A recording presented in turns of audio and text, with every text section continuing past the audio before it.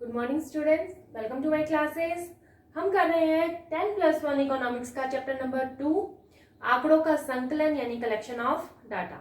Okay, इसका हम first question कर चुके हैं ऑलरेडी, जो था हमारा प्राथमिक और द्वितीयक आंकड़े क्या होते हैं और उनके अंदर क्या अंतर होते हैं। ठीक है, उनको हमने पढ़ लिया था अच्छे से। अब हम करते हैं इसके अंदर आंकड़ों का संकलन यानी कलेक्शन ऑफ डाटा हम कैसे करते हैं। आंकड़ों का संकलन, मैंने आपको बताया था जब भी हमें किसी को कोई आंकड़े देने हैं तो सबसे पहले हमें क्या करना होगा, उन आंकड़ों को इकट्ठा करना होगा। आंकड़ों को इकट्ठा करना होगा। जैसे मान लीजिए आप 10th पास करके आए और आपके 10th के मार्क्स मुझे चाहिए, तो ऐसे में अगर आपके 10th के मार्क्स हमें लेने हैं तो हमें क्या करना होगा, सबसे पहले आपसे आंकड़ों को इकट्ठा करना होगा।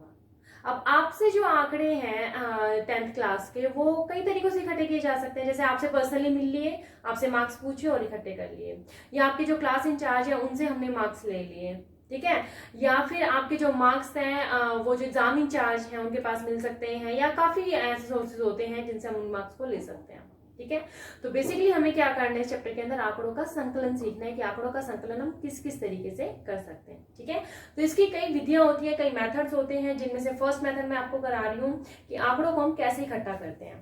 तो पहली विधि है हमारे पास में प्रत्यक्ष व्यक्तिगत अनुसंधान। कौन सी विधि है, साथ बोलेंगे, प्रत्यक्ष व्यक्तिगत अनुसंधान, यानी कि डायरेक्ट पर्सनल इन्वेस्टिगेशन मेथड। नाम से ही पता चल रहा है क्या बोल रहे हैं, प्रत्यक्ष यानी कि आमने सामने, प्रत्यक्ष यानी कि आमने सामने। ठीक है, व्यक्तिगत, जिनके बारे में हमें आंकड़े इकट्ठे करने हैं उन व्यक्तियों से एक एक करके पूछताछ करना, यानी कि प्रत्यक्ष रूप से मिलना। और अनुसंधान का मतलब होता है रिसर्च करना, इन्वेस्टिगेशन करना, या फिर किसी भी कार्य को करना। और जो भी इस कार्य को करता होता है उसको हम क्या बोलते हैं, अनुसंधान करता। ठीक है, तो इसका क्या मतलब हुआ, आपको मीनिंग स्टार्टिंग से ही समझ में आने लग गया है। क्या कह रहे हैं ये, प्रत्यक्ष व्यक्तिगत अनुसंधान। तो सबसे पहला जो हमारा रहेगा इसके अंदर क्या होगा, इसका मीनिंग क्या हुआ, जब भी हमें किसी बारे में आंकड़े, किसी सूचना इकट्ठी करनी होती है और हम सूचना देने वालों से सीधा संपर्क स्थापित करते हैं, है समझ में। जब अनुसंधानकर्ता सूचना देने वालों से प्रत्यक्ष मिलकर सीधा संबंध स्थापित करता है और उनसे आंकड़े इकट्ठे करता है तो उसको हम कहते हैं प्रत्यक्ष व्यक्तिगत अनुसंधान विधि। जैसे कि अगर मुझे आपके 10th के मार्क्स चाहिए और मैं खुद आपकी क्लास में आकर एक एक बच्चे से, जितनी भी मद है, जितने भी हमारे पास में सूचना देने वाले, उन एक एक से इकट्ठी करते हैं उनकी सूचना, तो उसको हम क्या बोलेंगे, प्रत्यक्ष व्यक्तिगत अनुसंधान विधि। ठीक है, इसके एक एग्जांपल दे सकते हैं, जैसे मिल के मजदूर हैं, ठीक है, उनकी आर्थिक स्थिति के बारे में जानना है कि वो पर्सनली क्या कमाते हैं और कितने उनके घर में फैमिली मेंबर्स हैं, उनकी रहने सहने की स्थिति क्या है। तो जो अनुसंधान करता है, जिसको ये सारी इंफॉर्मेशन चाहिए, वो खुद मिल के अंदर जाए और मिल के मालिक से ना मिले बल्कि मिल के मजदूरों से डायरेक्ट मिलकर उनसे इन्वेस्टिगेशन करके उनसे आंकड़े लेता है, तो वो कहलाती है प्रत्यक्ष व्यक्तिगत अनुसंधान विधि। ठीक है, ओके, तो फर्स्ट टॉपिक था हमारा, इसका मीनिंग लिखना है। नेक्स्ट आता है हमारे पास में इसकी सूटेबिलिटी लिखनी है, यानी कि इसकी उपयुक्तता कहाँ कहाँ पर होती है। ये जो हमारी विधि है वो हर जगह उपयुक्त नहीं हो सकती, लेकिन कई जगहों पर सिर्फ और सिर्फ यही विधि उपयुक्त होती है। जैसे जहां पर सीमित क्षेत्र हो, ऐसा क्षेत्र जहां पर कम लोग हों, उनसे हम पूछताछ कर सकते हैं। मान लीजिए किसी रैली के अंदर लाखों लोग इकट्ठे हो चुके हैं, तो एक एक से हम आंकड़े नहीं इकट्ठे कर सकते हैं, तो ऐसी जगह पर ये उपयुक्त नहीं होगी। ये कहाँ उपयुक्त होगी, जहां पर क्षेत्र क्या होगा, सीमित होगा। नेक्स्ट आ रहा है इसमें मौलिकता। ये आंकड़े जो इकट्ठा करने की विधि है ये वहां पर उपयुक्त होती है जहां पर हमें आंकड़ों को ओरिजिनल रखना हो। हमें ऐसे आंकड़े नहीं चाहिए जो पहले कोई और इकट्ठा कर चुका है फिर हम उसको ले रहे हैं। हमें उसके अंदर पूरी की पूरी मौलिकता अगर चाहिए तो हमें यही विधि उपयोग करनी पड़ेगी।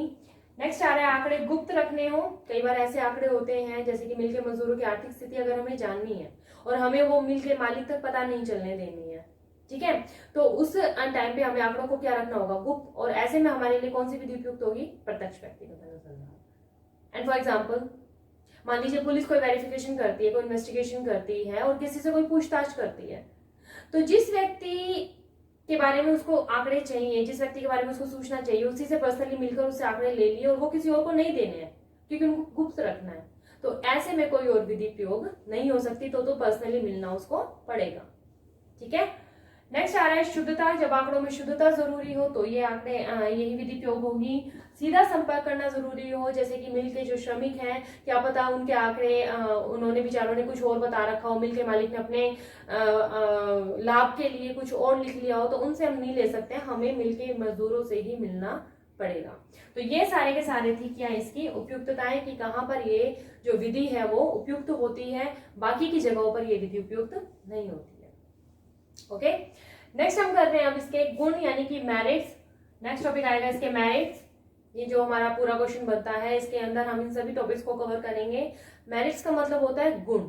इस विधि के क्या क्या गुण है, अभी तक हम इतना पढ़ चुके हैं कि हमें इसके गुण अपना आप ही पता चल जाते हैं। जैसे कि हम पहला गुण अगर खुद से सोचते हैं तो हम ये देखते हैं कि इस विधि के अंदर मौलिकता बहुत ज्यादा है, ओरिजिनलिटी है, हमने किसी से आंकड़े लिए नहीं है बल्कि खुद इकट्ठे किए हैं।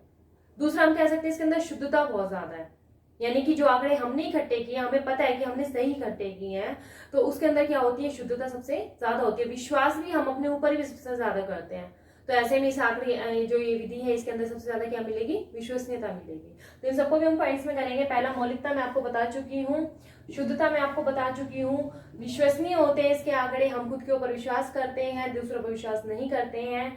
संबंधित सूचना, ये भी बहुत अच्छा एक पॉइंट है कि हम जिस व्यक्ति से आंकड़े ले रहे हैं उससे और भी कोई आंकड़े आगे पीछे के हम इकट्ठे कर सकते हैं, संबंधित सूचना उससे ले सकते हैं।